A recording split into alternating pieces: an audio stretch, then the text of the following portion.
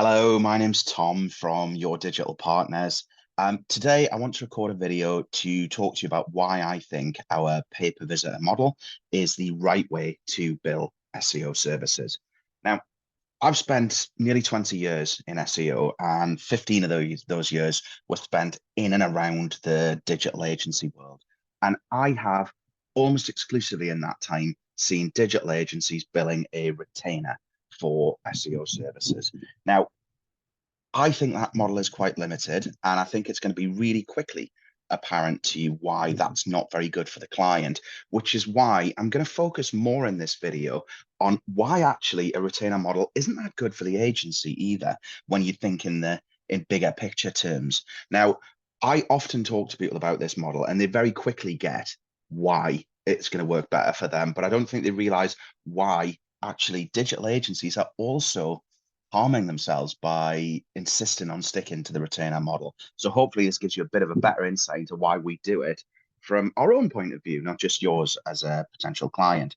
So I'm going to look at a very realistic project for a smallish e-commerce business looking at a target of adding 500,000 to their turnover online as a result of a 12-month SEO campaign. Now, I'm looking at this assuming a £1,500 a month retainer, which is, fairly average size of retainer for an SEO project. And we'll look at both scenarios essentially. So the big problem with SEO from a client's point of view is it takes quite a lot of time to actually start to deliver results. It's not an instant process. And from the agency's point of view, one of the big problems is that there is a hell of a lot of work upfront to make it work. And they are at the same time trying to manage clients' expectations through that investment. So let's look at how a project might pan out. So we're looking at 500,000 in growth as a result of the project. We're looking at a £1,500 a month retainer. And for the first couple of months, what you see is virtually no change in visitors or revenue. There might be slight fluctuations, but it's unlikely to be dramatic. And during that period, the client has spent £3,000 across 2 retainers. Now, typically, once a client's trusted you enough to appoint you as their SEO agency, they're going to give you a bit of a grace period. So that's actually not that worrying a period. It starts to become a problem later on, though, in terms of clawing back that spend. Now, when we get to month 3, we start to see some very minor changes. Might see an extra grand through the tills, but of course that's gross. That's not net profit. It's not what the client's making. And what we see is after 3 months spending £4,500, the client's gross return is for every pound spent, they've made 24 pence back. And that's where it starts to get sticky. The more nervous clients might get a bit wobbly there.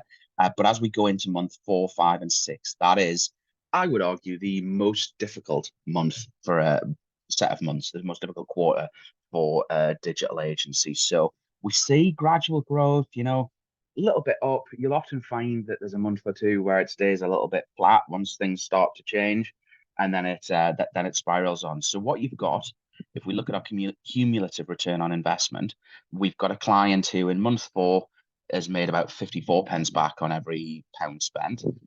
In month 5, they're looking at basically gross £1 back for every pound spent.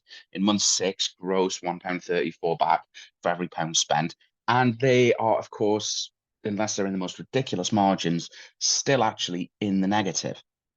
Now, the second thing that's worth addressing is this client is looking for £500,000 in additional revenue next year. And even in months 7 and 8, where the project should be month on month returning by month 7, I'd say there's something wrong if your SEO retainer is not being more than paid for out of margin from the revenue it's generated by month 7.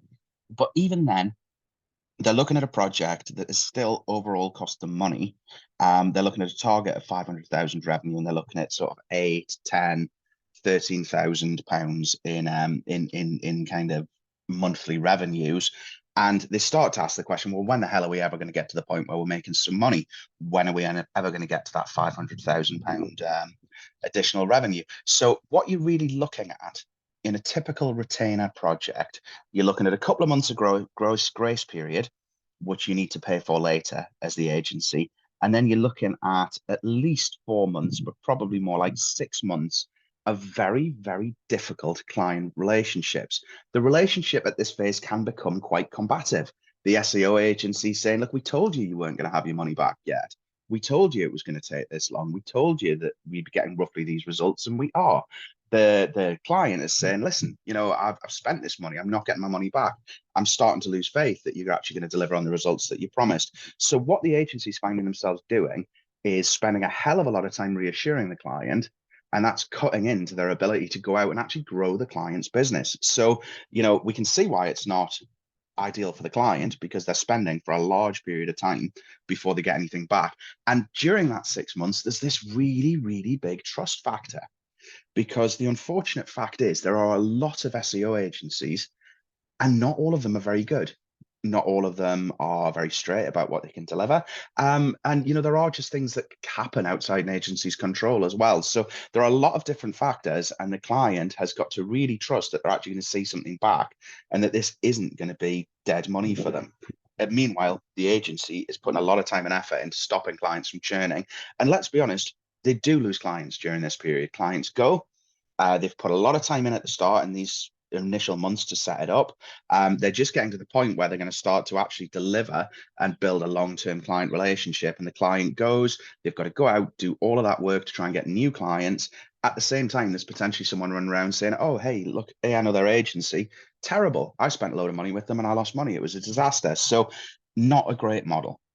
Let's have a look at how the same exact metrics work on a pay-per-visitor model. So in exactly the same way, the first couple of months, the client doesn't really see any activity. Sorry, they see plenty of activity, but they don't really see any results. They don't see any impact. But the key difference is they also don't pay anything. Once you get to month 3, you start to see those very small improvements. But now they're also getting a very small invoice. So they're not trying to make up for money they've already invested and get that back. They're also spending very little. So essentially, they've completely de-risked this for themselves. So there's no longer the risky, like, have I picked the right agency? Where am I going to get my retainer back? They've completely de-risked themselves, but they're also spending in line with what they're making. So, while they make very little, they spend very little. When they make a lot, they spend a lot. And that works for a business from a cash flow point of view as well. So really positive. So let's look at those really difficult months 3, 4, 5, and 6.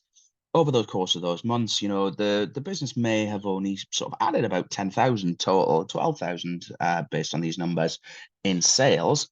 But at the same time, they've only actually spent 2,600 in the first 6 months of the project. And all the way through, they have made a 9 times return on investment. So yes, by the time you get to month 7, exactly as in the retainer model, there may start to be questions like, why should we expect to get to these really big targets from a situation where we're probably only looking at sort of 100,000, 200,000 of growth based on what's happened so far. But it really massively de-risks the project for the client, and at the same time, as an agency, massively reduces churn and massively reduces overhead.